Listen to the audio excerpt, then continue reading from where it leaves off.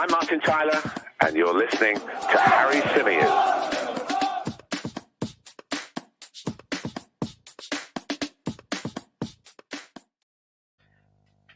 Hey everybody, and welcome back to the Chronicles of a Gooner, the Arsenal podcast, part of the 90 Min Football Network. As ever, I'm your host, Harry Symeou, and on this edition of the show, we're going to be talking William Saliba following the update with regards to his future that dropped yesterday. We're going to be talking about Youri Tielemans, Gabriel Jesus, Kieran Tierney's return to first team action, hopefully in the not too distant future. Lots and lots to get into today. We'll be talking about some of the events over the weekend as well. Wales qualifying for the World Cup. Congratulations to them. Big achievement. That we'll be talking about Greece briefly because they've won back-to-back games under their new boss, Gus Poyet, who I'm sure Premier League fans will know very, very well. We'll be talking about Zinchenko, who once again impressed in a Ukraine shirt. And we'll be talking about England's defeat at Hungary a little bit later on as well, just briefly. But let me say a few hellos first, because there are lots and lots of you in the chat box. Let's say a big hello to Henry, to Juno, to Clock End Seb, who says, day 5 of a hangover up the Arsenal. Look, a lot of people will be feeling that today. I mean, after that 4-day epic weekend that we had off the back of the Queen's Platinum Jubilee, you can understand why people are feeling a little bit worse for wear. You know, I woke up this morning and the realization that I had to get to work and looking outside and seeing the miserable weather, it all just kind of got on top of me. And I must admit, it took me a little bit longer than normal to kind of get into gear this morning, but we're here now. Big hello to Matt, who says, will he be on time? Well, obviously not, Matt. Big hello to John. Who else we got in there? Steve, Chris Carrick joins us from New York. Hope you're well, mate. Big hello to Matt G. Ishay says, Harry, are you not late? Of course not. Me, never.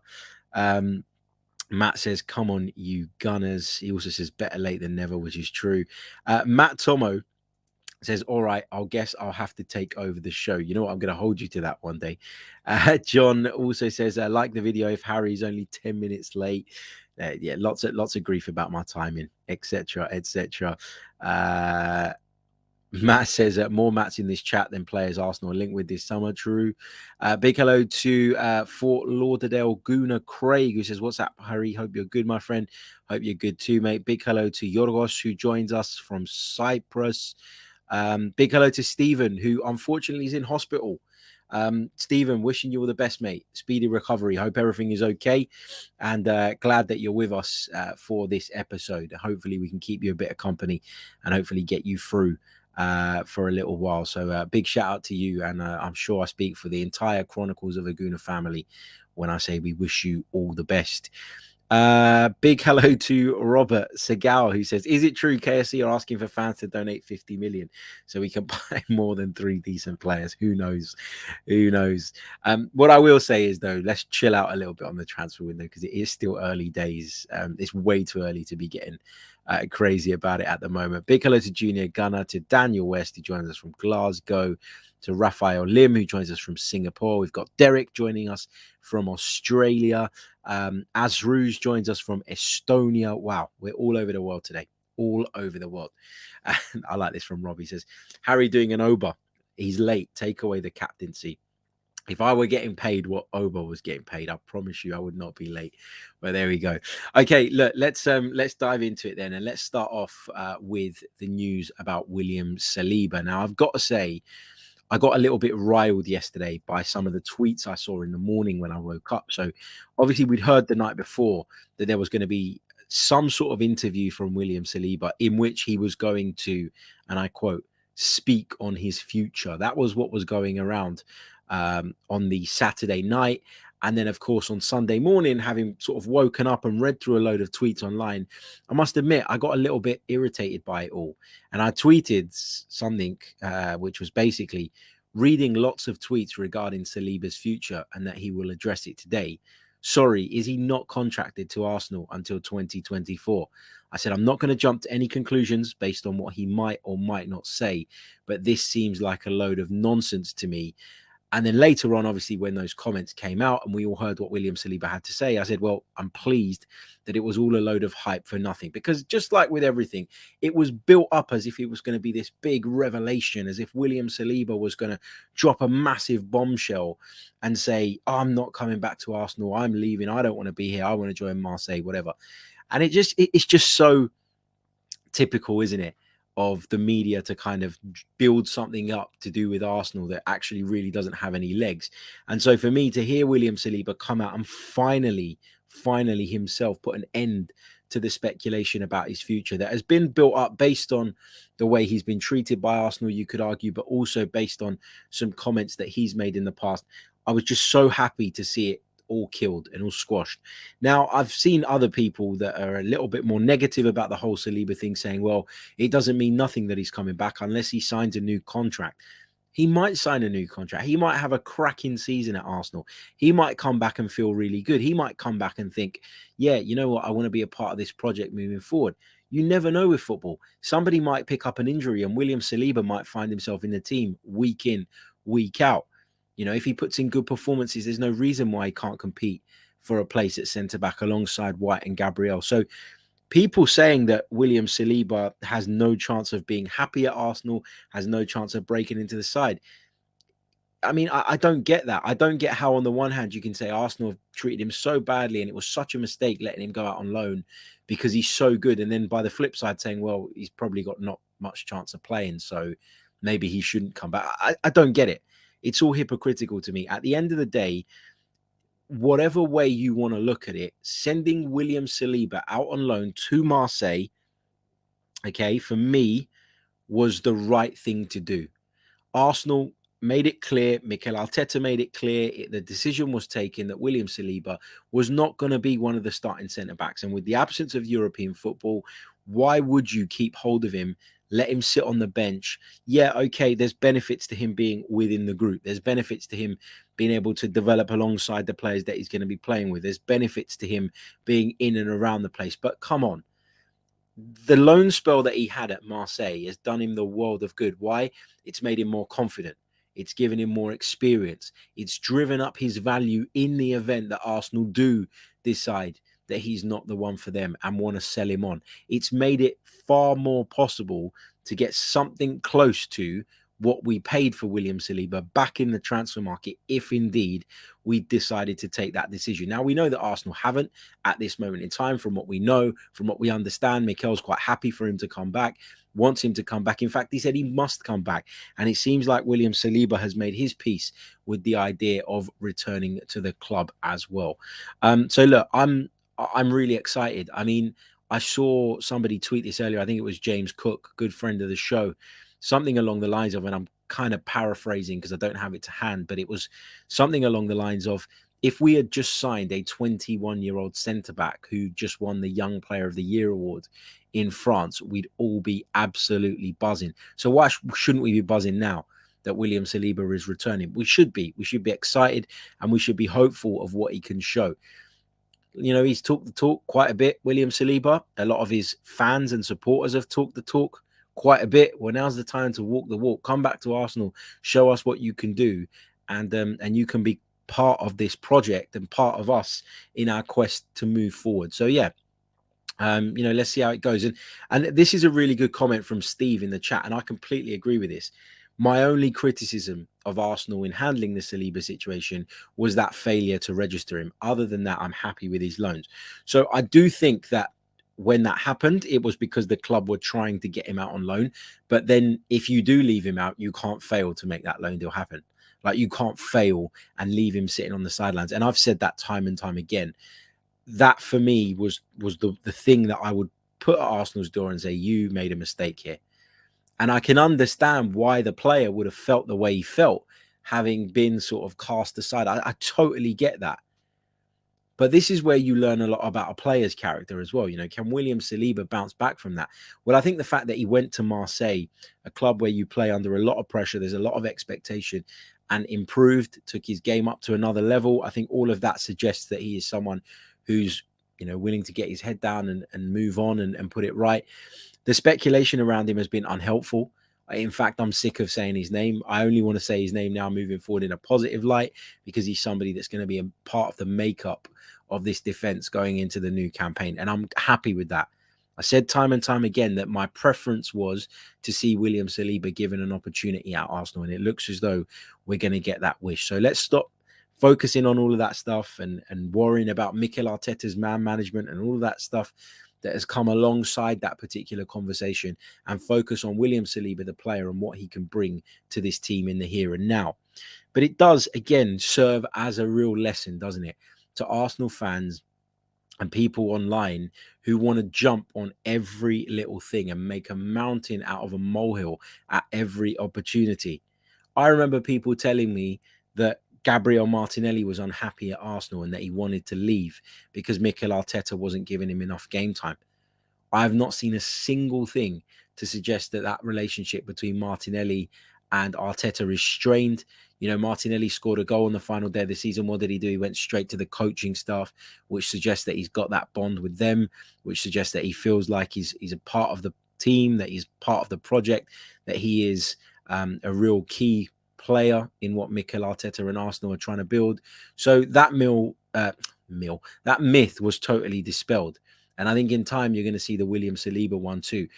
As I say, it's a little bit different in this situation, because for me, he had every right to be upset and disappointed and frustrated by the fact that he wasn't registered. But, you know, I think he would agree that the loan deal has done him the world of good. And I don't see why we have to look at it as a negative now, when actually we're getting back a player in a much better shape, in a much better state, and at a much higher level than the one that we loaned out at the start of last season. So I'm positive. I am positive about what he can bring to the team. I really, really am. And as I say, delighted that that speculation has been put to an end, and now we can focus on attaining some of our targets in terms of the transfer market. So that's the latest on William Saliba. Moving on, let's talk about Youri Tielemans, because there have been suggestions that he is right at the top of Arsenal's wish list when it comes to midfielders. And over the weekend, we've heard a number of reports claiming that Arsenal are now, and I quote, confident of getting the Youri Tielemans deal done sooner rather than later. Now, we understand that Leicester City are open to accepting an offer of around about 25 to 30 million pounds because of Youri Tielemans' contract situation. And we understand that the players' representatives have indicated that he'd be more than happy to join Arsenal Football Club. This, for me, is a deal that we just need to go out and do. It's a deal that we need to go out and get done ASAP. Let's make it happen. Let's try where possible. And I know it's not always possible, but let's try where possible to wrap up the business as soon as possible. How many times am I going to say possible in the space of a minute? Possible. I've overdone it. There you go. But look, it would be great, wouldn't it, if we could get, you know, particularly some of the key signings in ahead of that trip to the US, and really embedded in with the club and with their teammates and with their colleagues and with their manager ahead of time. But, you know, positive noises coming out with regards to that interest in Youri Tielemans, although nothing is confirmed yet. And yeah, you don't want to run before you can walk and all of that. But the noises that we're hearing suggest that Arsenal are really interested in doing this deal, that the player is interested in himself, and that there is a confidence that they can come to some sort of agreement with his current club, Leicester City. Also want to touch on Kieran Tierney, who is said to be slightly ahead of schedule in his recovery from that injury that kept him out at the back end of last season. He did miss Scotland's World Cup qualifier with Ukraine, a game in which they were beaten. I wonder if the result might have been slightly different had he played. Who knows? But anyway, at the end of the day, it's good news for Arsenal, because the hope is that he'll be fit and ready to travel with the team to their US tour in time, which will be great. It means, as I say, that he's slightly ahead of schedule, and that we could be able to select him from the start, the very start of the new season, which will be a big bonus moving forward. I think we saw how badly we missed both he and Tomiyasu at various points in the run-in last season. You know, you can make the argument that during the summer we need to bring in more fullbacks. I think from what I've been reading, from what I've been hearing, right back is not a position that Arsenal are looking to address. It's quite clear from what the noises are that the club at least are very, very happy with what Cedric Suarez has done so far. I think with William Saliba coming back in as well, you know, if he's able to come in and establish himself and really impress from the off and hit the ground running. That then gives you the option as well, doesn't it, of potentially moving Ben White out to right back in an emergency. So you then have essentially 3 right back options. So I can understand why that's not a priority for Arsenal this summer. On the left-hand side, I think that we could do with adding someone. And Aaron Hickey's obviously been heavily linked with a move to Arsenal. Will that deal get done? That remains to be seen. But the interesting thing with Aaron Hickey is his ability to play on both sides, which is a massive positive. But I do think that if Hickey comes in, that opens the door for Nuno Tavares to go out on loan. And I just wonder if Mikel Arteta and Arsenal are willing to give Nuno Tavares one more opportunity to show himself as a capable deputy for Kieran Tierney. But let's see on that. Okay, we talked the other day about Gianluca Scamacca, the Sassuolo striker, and we relayed some reports that claimed that the Sassuolo man had rejected the opportunity to move to Arsenal because he has his heart set on a move to Inter. Now, this is giving me Vlahovic vibes, right? We've got a club in Sassuolo, just like Fiorentina were, who are actually quite happy with what Arsenal are proposing in terms of finances to try and get the deal done. But we've got a player who has his heart set elsewhere.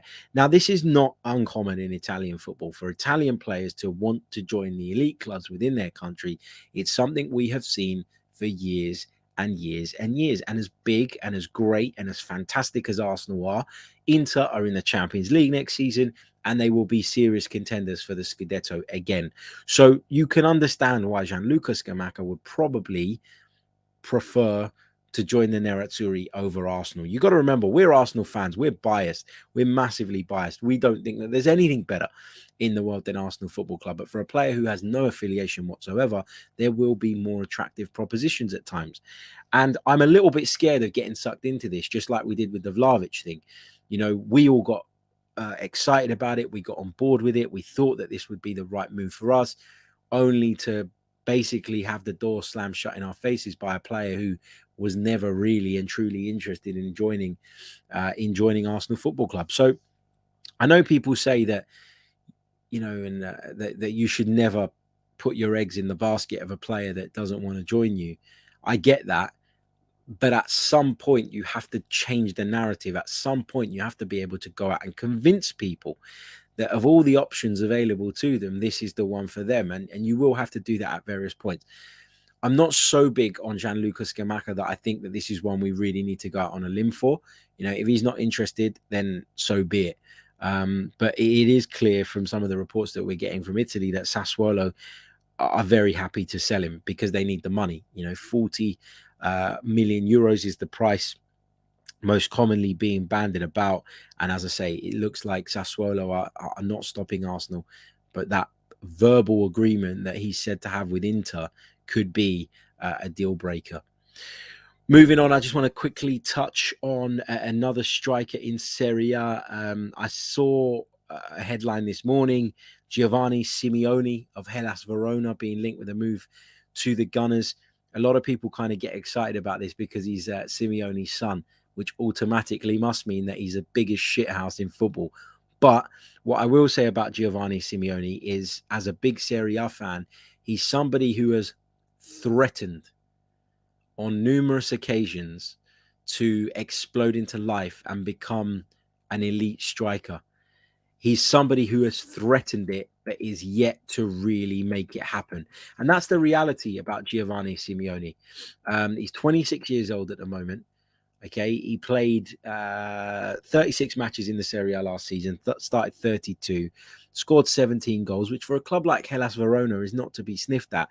But this is what happens with Giovanni Simeone. If you look back through his entire career, there's always been these really sort of positive moments where his stock has been up here, and then there's a very quick decline before he then manages to convince you again that he's a top player. It's over and over again. It's the same thing with Giovanni Simeone. So this is not one in particular that I am massive on. I quite like him as a Serie A fan, as I say, but would I be going out on a limb if I were Arsenal? No, probably not, to be honest with you. And I don't really believe that report has any legs, but I thought I'd bring it to your attention as it is doing the rounds. Let's quickly touch on Gabriel Jesus. What is the latest with the Brazilian, who's been heavily linked with a move to Arsenal? Well, we heard some reports yesterday suggesting that Arsenal have agreed personal terms with the player and that his wage packet is likely to be worth around 190,000 to 200,000 per week. Now, it's not clear if indeed this is true, how that is made up, whether there's bonuses in that, whether there's a signing on fee incorporated in that. Because one thing I've learned from working in the media is that people don't really have much regard for the ins and outs of something, and instead they'd rather push the clickbait headline on you and the dramatic side of a story in order to buy your interest, and then they'll break it down and then they'll try and explain themselves. And I think we've seen this a lot in recent seasons where players have made moves and we've seen it go, this deal is worth blah blah blah blah blah. Yeah, but you're taking into account every single possible bonus that player could earn, when the likelihood of them earning every single bonus and ticking every single box over the duration of the season is not always that likely. So I'm not getting too carried away with the numbers. But what I would say is that if you want Gabriel Jesus, a player who has ended the season brilliantly for Manchester City, who's leaving a club that don't need to sell for money reasons, who is up here in terms of his stock right now, you are going to need to break the bank. You have to break the bank. I was speaking to a friend of mine earlier and he said, that's a lot of money, and we kind of end up being in the position we were in with Aubameyang. If you want to be competitive, that's what it takes. If you want to be among the elite, that's what you have to do. That's the way it works. I think what we do though as well, or what we've seen Arsenal do in the past, is pay people a salary that was incredibly excessive based on what they did in the past, as opposed to looking at what they might do in the future. Now, when we gave Aubameyang, for example, that bumper contract that was rumored to be worth 350 grand a week or whatever it was, we'd already seen the best of Aubameyang. We could all see that the only way really for Aubameyang was either to stay level or down. There was no more upward trajectory from Aubameyang. There was no more to come. Whereas with Gabriel Jesus, you look at someone who, is 26 years old or whatever he is, and still has a long way to go in terms of being able to perform at a higher level and offer us his services while still at his peak. So I actually think that for me, this makes a lot more sense than the Aubameyang one did from a monetary perspective, because we got caught up in what Aubameyang had already done. We got caught up in what Aubameyang had brought to the table. We got caught up in the fact that he just won us an FA Cup pretty much single-handedly with braces in both the semi and finals. So yeah, you have to think about that. That's how you do sensible business. Sometimes what you'll see is when a transfer fee is lower, a club might feel that they can stretch themselves a little bit on the wages because they've saved in the transfer fee. Sometimes when you sign players on a free transfer, you end up paying over the odds to convince them that yours is the place that they should go. And you don't mind spending that little bit more money because you haven't, as I say, paid the fee to attain them. So there's lots and lots of stuff to consider. But that's the report. Also being said that Real Madrid are interested in him as well. I wonder if this is a ploy from Manchester City in some way, shape or form to try and drive up the asking price for Gabriel Jesus, which we think is going to be around about 45 million pounds. So that's the latest Arsenal stuff from today. I'm going to touch on a few other bits and pieces, and then I want to get your thoughts and questions as well from the live chat box. But before I do that, I just want to ask if you could please kindly hit that like button if you're watching us live on YouTube or on playback via YouTube, because there are over 400 of you with me right now. 400 of you already, and we've only got about 79 likes on the board, which just for me isn't good enough. So please do smash that like button, and of course, if you're new to the channel, give us a subscribe. I really do appreciate it. Right, going to take a very short pause, then we'll be talking about some of the international football that took place over the weekend, as well as taking your questions for the remainder of the episode. Welcome back to part 2 of the Chronicles of a Gooner, the Arsenal podcast, part of the 90 Min Football Network. Daniel West says, congratulations on the 10 years with the missus, brother. Someone's been following me on Instagram. Thank you so much, mate. Really do appreciate it. Yeah, not my wedding anniversary. My wedding anniversary is on Friday and I'm out. I'm out working. For those of you that don't know, in a previous life, I was a Greek musician, and I am doing a gig on Friday night, which is my 5-year wedding anniversary. 10 together, 5 married.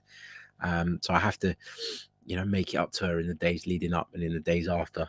So I thought I'd put a nice soppy Instagram post out. But yeah, thank you. And do you know what? She's one of the driving forces behind the Chronicles of a Gooner, because if she nagged me too much, probably wouldn't do anywhere near as much content as I do. So I have to thank her for that for sure. Okay. What else have we got? Right, let's go on to the international football then. Let's talk about Wales. Congratulations to Wales for making their first World Cup in 64 years. I mean, what an achievement. I think, look, it was one of those, right, where sort of everybody that was neutral, I think, probably wanted to see Ukraine qualify because of everything that they've been going through, and because of everything that they've had to struggle with and deal with. But Gareth Bale has described this as the greatest result in Welsh football history. And I don't think that you can really argue with that, certainly in my lifetime anyway. It's massive. It's massive. It's one thing qualifying for the Euros. That's great. Of course it is. But to make it to the finals of the World Cup is really something. And congratulations to them. I actually didn't think that Ukraine deserved to lose that game. I got to be honest, and I certainly thought they deserved a penalty kick as well. So I thought they were really unlucky, Ukraine. But it is what it is. It was one of those where I'd be happy for whichever of those two sides were to make it, and in this instance it was Wales. So congratulations to them. Gareth Bale going to keep going, I'm sure, and I'm sure he'll have some sort of impact at the World Cup. If I was Ukrainian, like Matt in our chat, big shout out to you, man. He says big up to Wales, congrats to them, but I'm crushed. I would be crushed too, and more so because of the nature of sort of like the own goal, the penalty decision that didn't go your way. I think all of those things made it a really difficult night to take. Obviously the fact that you were the better side for large periods as well, but yeah, is what it is. Wales have made it. Also need to give a shout out to Greece. Back-to-back wins under their new manager, Gustavo Poyet. Greece winning back-to-back games is really quite something. I know they were against Northern Ireland and Kosovo, not the two strongest sides in the world. Both 1-0 wins, which is just so bloody Greece, isn't it? For those of you that remember Euro 2004. Bakasetas with the goals in both of those games. So, yeah, big shout out to Greece. Wanted to show some love to them for obviously getting over the line in those couple of games. And they play Cyprus on Wednesday night, the Symeou derby. That is going to be really interesting. So I'm looking forward to watching that. Just circling back to the Ukraine game before I go on to your questions. So actually, now's the time to start filling up the chat box with your questions. If you've already put a question in, put it in again with a Q at the beginning, because the chances are that I've missed it as the chat box updates. So do get them in now. Zinchenko, circling back to the Ukraine game, what a performance from him again, only reinforcing my desire to see him come to Arsenal this summer if a deal is able to be struck. And also we got to talk about England, who lost against Hungary. And you know what, I mean, I'm not an England fan. Okay, I'm not an England fan. I got to be honest. I never really have been, and I never really have been because obviously my family background is not English. Yes, I've grown up in England, and that's great, and you know I'm grateful for being a British citizen and all of that. But I've never really been able to, like, without having that sort of patriotic thing inside you, I've never been able to warm to watching Spurs players and Man United players and Liverpool players and Chelsea players sort of pulling on the shirt and then being able to kind of switch it all off and get behind them. in tournaments. In fact, I prefer Harry Kane never to win anything in his career. I prefer to watch United and Liverpool players suffer. Like that's just me. It sounds horrible. It sounds cynical, but I literally, genuinely do not have any affiliation to England whatsoever as a football team.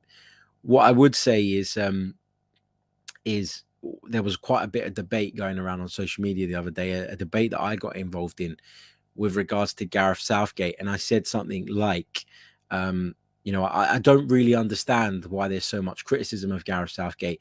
I keep getting told that, this is the best England squad and it's really deep and in terms of its depth, and it should be competing for the world's biggest trophies. And, in his last two tournaments, he's taken them to the semi-finals of the World Cup. And then he's taken them to the final of the Euros, where they were narrowly beaten in a penalty shootout. And you just think to yourself, like, where does this entitlement come from? England fans saying that Gareth Southgate has done an awful job, and if it wasn't for him, they'd have won silverware. That's complete and utter nonsense. Why do England fans, and answer this in the chat, why is there this sense of entitlement, and why do they talk about England as a footballing nation as if they are one that wins on a regular basis? They haven't won a major honor, since 1966. My dad was 2 years old. My dad. And I'm a 31-year-old man with a couple of kids. This level of entitlement drives me crazy, because really and truly, they're not at that level. So what he's done is he's set the bar higher, which is great. And I think he deserves a lot of credit for that. I really, really do. Okay, let's go over to the chat box and get some of your questions. See what you guys are saying. Oh, Dimitri's a Ukrainian as well. Sorry, mate. I didn't see you there in the chat. I hope you're well as well, my friend. Let's see. Junior Gunner says, only Jorginho, Ogbonna, Golini are Let me start that again. Only Jorginho, Ogbonna, and Golini are representing in the Premier League. Does that show Italian players have a strong affinity to Serie A and are not interested in Premier League football? Absolutely. And it's not that they're not interested. It's that they really culturally value their league and their product and what Serie A stands for and the history of it. And the history of it is superb. That's why I'm such a big Serie A fan. And I say this to people all the time. If I didn't work covering Arsenal and I didn't work covering predominantly Premier League football, I would probably spend the larger chunk of my weekend watching the Serie A, because there's something about it that really draws me in. And I'm a Greek boy that grew up in London. So if that has that effect on me and so many others, then imagine being Italian and growing up supporting one of those big clubs and, feeling the magic of it all. You can understand why they have that connection and why they don't want it to sort of disappear. Alex says, get your bouzouki out, please. Is it even in the room? Hold on a second. Maybe at the end, because it's right on the other side of the room. I'll do it one day, I promise. John Knott, this is a really good question. Have the Alexander Isak links disappeared? Do you know what? Haven't heard anything about it, have we, this summer? It was really, really strong in January. There was a lot of talk about it in January. And I told you guys that I'd heard that Arsenal had made an approach to Real Sociedad, not a formal offer, but an approach to inquire as to whether there was any movement on the asking price, because, of course, Real Sociedad had sort of been making all sorts of noises suggesting that the buyout clause, which was, I think, 90 million euros, was all that they would entertain. And I do think that Arsenal went and inquired if they could perhaps open dialogue at a lower number. And from what I understand, they were told no. Real Sociedad didn't want to lose him mid-season. And since then, it's gone, what we're led to believe, completely cold. And that is strange, because if Arsenal were that interested in a player, why has it gone completely cold and completely dead? I think they've just perhaps come to the realization and accepted that Real Sociedad aren't willing to play ball for a reasonable amount of money. And therefore, we are where we are. That he's not worth 90 million euros. He's not worth 75 million pounds. That's the bottom line. He didn't have a great season last time around. And so, you can understand why it's gone a little bit quiet. But to be completely dead, John, the way it is now, come as a big surprise to me, I have to say. Ao Martin says Fabian Ruiz, Bissouma, or Tielemans. You can only sign one. Who are you going for? I'd probably go for Tielemans at this moment in time. And I've explained this before, so I don't want to bore you guys. But for me, when you look at the way we play now, which is with the one-man defensive midfield anchor, that's Mikel's preferred way of playing right now. He's had to adapt that at the back end of the season with Thomas Partey being out and with Mohamed Elneny coming into the side, who's of a slightly different profile and let's be honest, isn't as good as Thomas Partey. We saw that adapted slightly, but I think overall what we saw in the last few months was a desire from Arteta to play with that one-man defensive midfield anchor and have his left-sided central midfield player be that little bit more advanced, a little bit more adventurous, and get into those attacking areas far more frequently. Youri Tielemans, in that case, is the best fit of those three for me because he's the one that offers the most in the final third. He's the one that offers the ability to break lines, the engine as well. You know, well, you could argue that Bissouma's got the engine as well, but I just think Tielemans is a little bit more refined, a little bit more technical than Yves Bissouma. And Fabian Ruiz, for me, again, big Serie A viewer, doesn't necessarily have the mobility that I think a lot of Arsenal fans will feel is necessary. When I think of Fabian Ruiz, right, and I think he's a really good player, just like I think Granit Xhaka is a good player, but all of the things that I hear from Arsenal fans with regards to criticisms of Granit Xhaka, I promise you, you will hear when Fabian Ruiz, if Fabian Ruiz comes to Arsenal, because in that, in the mobility sense, in the way he carries himself, in his build, in his, in his stature, he's very, very similar. Looks a bit too clunky to be up and down the pitch all the time, but has a bit of a physical presence. It's not to knock Fabian Ruiz, but if you can't appreciate what Granit Xhaka brings to the side, then I don't know how you can look at Fabian Ruiz and think that he'd be a great fit. That baffles me. It's just kind of that natural bias that some people have towards the shiny new toy, right? But that's my thoughts on that. Oh my god, so many questions. Wow. We'll do a few more. We will do a few more.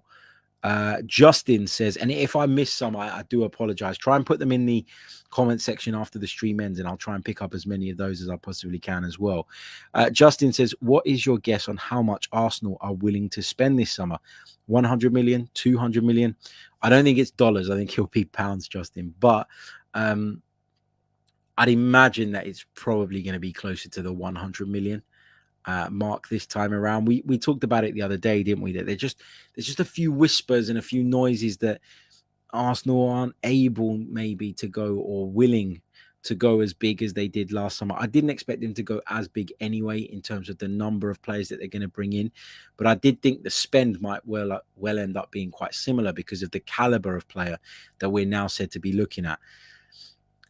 I'd imagine, if we could get, let's just say, hypothetically speaking, if we could get Gabriel Jesus for about 40-45 million, if you could get Youri Tielemans for 25-30 million, and then you could get one or two more players, squad players that you think would add something to the group for the remaining, I don't know, what's that?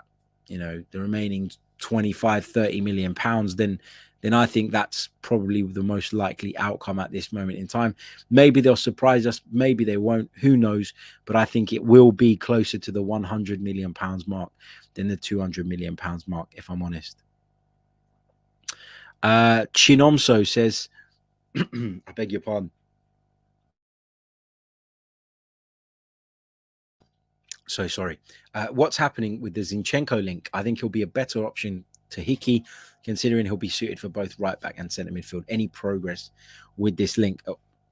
He'd be suited to left back more than right back, obviously being a left-footed player. But I would rather Zinchenko came in over Aaron Hickey. I've got to be honest, because of those reasons that you mentioned, but also just because he's more experienced, he's ready to go, he's ready to come and add something now.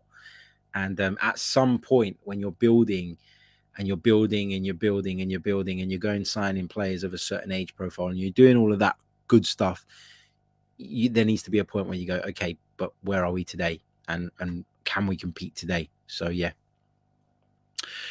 Billy Anderson says, are you as fed up as me of so many players Arsenal are just letting go for free. We're terminating contracts for fun. If Bellerin wants to go, he should do what Willian did and cancel his own contract.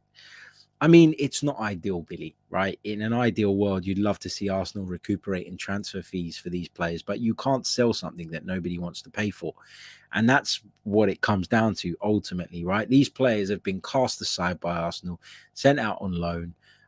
It's been made clear that they're not part of the plans moving forward. And therefore, if they don't hold any value to Arsenal, how do you expect them to hold any value to those looking from the outside in?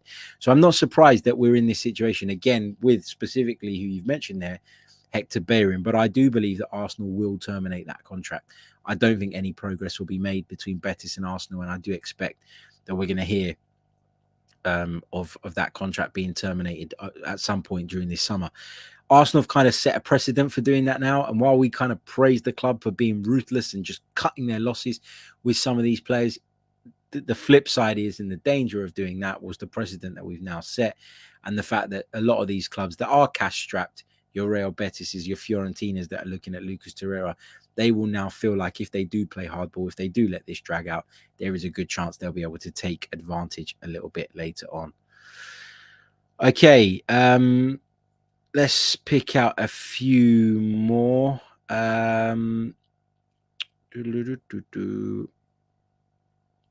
Crow takes flight, says, do you think Norton Cuffy will be part of the squad next season? I don't think he'll be part of the squad next season, but I think there is a real feeling at Arsenal that he is someone with a big future ahead of him, and that could play into what I was saying a little bit earlier on with the right back situation. I've been told that Arsenal are not looking at a right back this summer. I've been told that they're happy with Cedric Suarez at right back, and that Ben White would be the emergency cover if Tomiyasu was to go for a difficult period again. But yeah, I don't expect Norton Covey to come in and be part of the squad, but I do think there is a feeling that he's got a big future ahead of him, and so Arsenal will certainly be bearing that in mind. Danny Boy says, Harry, your channel's top of my list. Props to you, mate. Thank you so much. He's a Gooner from the Philippines. Big love to everybody watching out in the Philippines, because I know we've got a fair few viewers from that part of the world. So a big thank you to all of you. Andreas Cipriano, who is a Leicester fan, says, you're not having him.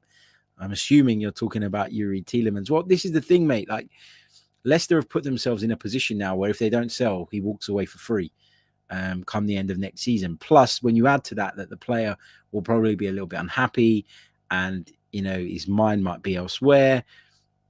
That, for me, is something that you got to weigh up when considering whether or not you should accept the 25, 30 million pound bid or whatever it is today, as opposed to waiting. So, yeah, I think there's a good chance that he does join Arsenal. I am sorry to tell you. Matt says, what do you think the future is for Ainsley Maitland-Niles and Reece Nelson? I think they're both gone, mate. I don't see any of them playing for Arsenal again. Ainsley Maitland-Niles went to Roma, completely underwhelmed again, showed that, you know, he's not quite ready. I don't know what it's down to. Is it attitude? Is it that he doesn't have the ability that maybe we thought he did when he first broke through into the Arsenal side? I really don't know.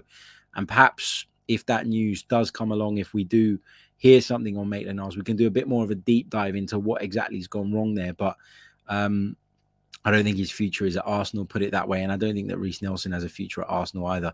I think that there's a good chance that that he's gone as well. What else have we got?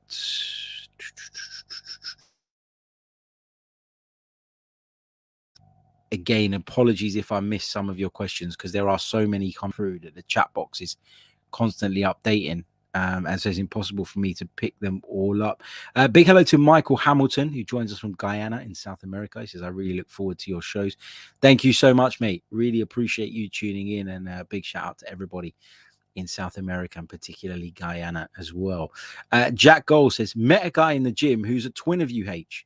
Definitely wasn't me, because I definitely wasn't in the gym.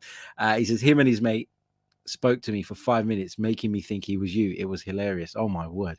This is Jack Gold from Norbury, South London. I think I was talking a little bit earlier on about a gig I'm doing on Friday night, which is my wedding anniversary. I know I completely slipped my mind when I took it. I think it might be in Norbury. I'm not 100%. I'll check out the details.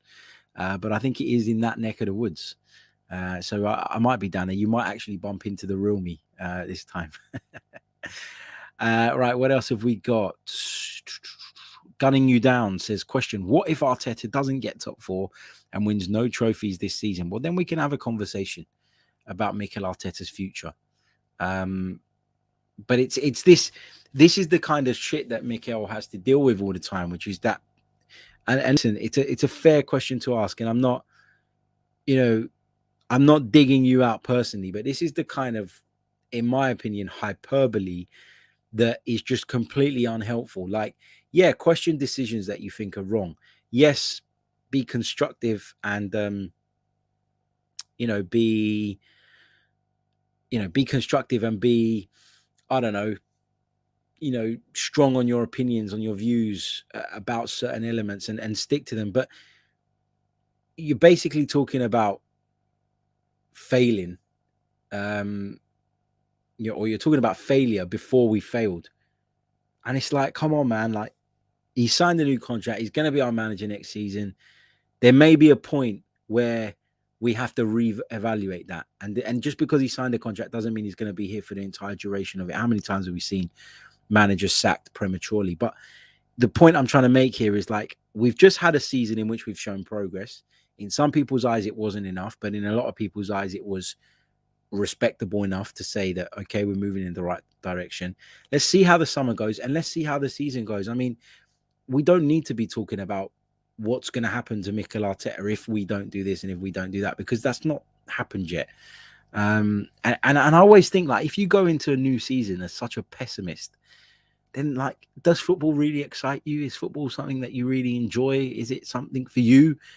I don't know. I mean, for me, the great thing about football is that there's always the next game, there's always the next season, and it kind of gives you an opportunity to reset and be hopeful and be positive. Like, here we go. Felix, Harry, you left your nuts in Arteta's mouth, mate. Oh my Jesus. The tip after dark, Mr. Felix Boru. Whatever, man. I always say this to people because over the last couple of months since Arsenal sort of failed to finish in the top 4, I get so much stick online from people that are like proper anti Mikel Arteta. How can you ever be so anti an Arsenal manager? I don't know. I don't get it. But anyway, if you do not like the content and you do not enjoy my opinions, don't listen, don't watch. It's not compulsory. Nobody is forcing you to log on to YouTube when the notification comes up and sit and watch or listen to this show. Those who do, I'm hugely appreciative of, because you come, even, and loads of you disagree with me, but you come because we have that mutual respect that we can have a debate and we can have a discussion and we can talk all around the subject, and everybody kind of comes away. From my side, I come away thinking of things that I wouldn't have thought of, that you guys have prompted me, and vice versa. But, you don't have to watch it. I mean, there was a comment the other day, this is the worst content I've ever seen. Why are you watching it then? And it's always the people that are there every single episode. It's mad. But anyway.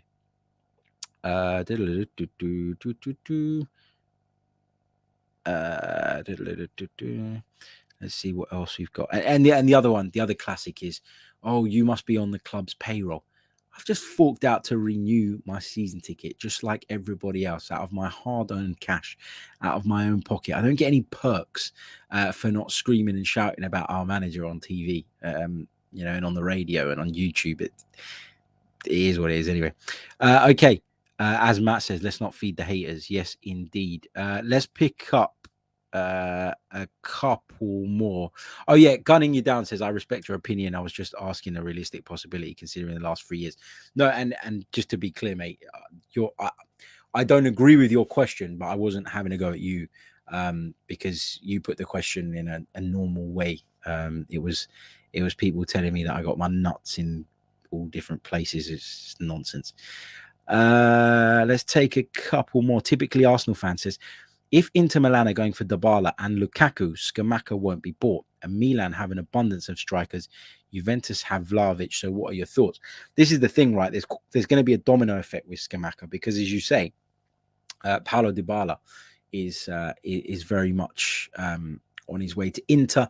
Lukaku, I don't know that Chelsea are going to make that deal possible for Inter. Now, Inter would be open to it, but what I read last week was that Chelsea would let him go on loan initially with an obligation to buy at the end of it, which was worth a lot of money. And that would be a problem for Inter, who financially are not in a great place.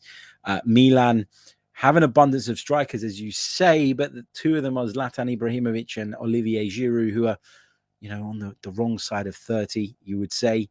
So yeah, it's going to be interesting. But again, it's one of those where we're going to have to wait. We're going to have to wait and see how this goes. And very often, transfer activity is determined by those domino effects and determined by movement elsewhere. So you've got to be mindful of that. Like I was saying it to a mate earlier today, who was like, "Come on, we need to get the business done quickly. Smash it out. What's going on? What's going on?" And I get that. I get that desire to see it all wrapped up and all done and dusted as quickly as possible. But I mean, it's not always in your hands, right? It's like when you buy, I always use this comparison. It's like when you're buying a house. Okay. There are so many people involved in that process. Solicitors, lawyers, mortgage brokers, estate agents, sellers, buyers. There's so many people in that process that you might be ready to get it done just like that. But if not everybody's on the same page, there are delays and things take time. And that's the way transfers work as well. There are so many moving parts to a transfer. And if you think about, I always use this analogy, but if you think about how long it takes to purchase a property and you compare that to a transfer where you're talking about tens of millions of pounds, which is much more than any property I'll ever be buying, that's for sure. Then all of a sudden, you have to start to realize and understand that actually, yeah, some deals we've seen get over the line really, really quickly, but we've seen lots that take time. Some have dragged out through entire summers. How often have we talked about sagas during transfer windows? That's the way it goes. And so, it's way too early in the window to be panicked. And you don't want to move too soon if you're not sure about something, because then you might miss an opportunity that presents itself because of movement elsewhere later down the line. So in the case of Scamacca, if Arsenal really want him, they might have to wait. Now, I don't even know that they do. And I'm not 100% convinced that he's at the top of the list. But if they did want him, this is one of those where you're going to have to sit back and bide your time for a little bit, because there are so many moving parts to this that could impact you and have a knock-on effect. If you want Youri Tielemans, this is different. You know what you need to pay, and you probably know what you need to do to convince him. Go out there and do it. But in the Scamacca case, where he's interested in Inter interested in others, there's so many moving parts. You can't expect those deals to be done bang overnight. And let's be honest, and I'm assuming that people don't really know this, because they wouldn't be so panicky if they did. Well, a lot of people don't know this. The transfer window isn't even open yet. So there we go. Anyway, look, some amazing comments, some amazing questions, and as always, fantastic participation from all of you guys in the live chat. But I do have to leave it there. We are going to be back later on today at 5 p.m. It will be a pre-recorded episode, which I'm recording in a little bit, with 90 Min's US football editor, Lizzie Bescherano, who I had the pleasure of meeting in Barcelona on the 90 Min conference. She's so clued up on MLS and the American game that I thought she'd be a great person to talk to with regards to Matt Turner and Austin Trusty, players that Arsenal have signed and players that are going to be joining up with the club in the not too distant future. So I'm going to pick Lizzie's brains about those two, and we'll be putting out a Matt Turner special a little bit later on this evening. What have Arsenal signed in the US national men's team goalkeeper? Well, we'll find out a little bit later on. Be sure to hit the like button if you haven't done so already. There's been over 500 of you with us live only 169 now likes on the board. Let's get that up to 200 by the time the stream ends. And I'll catch you all later on today with some more Arsenal content. Until then, take care. Goodbye. I'm Martin Tyler, and you're listening to Harry Symeou.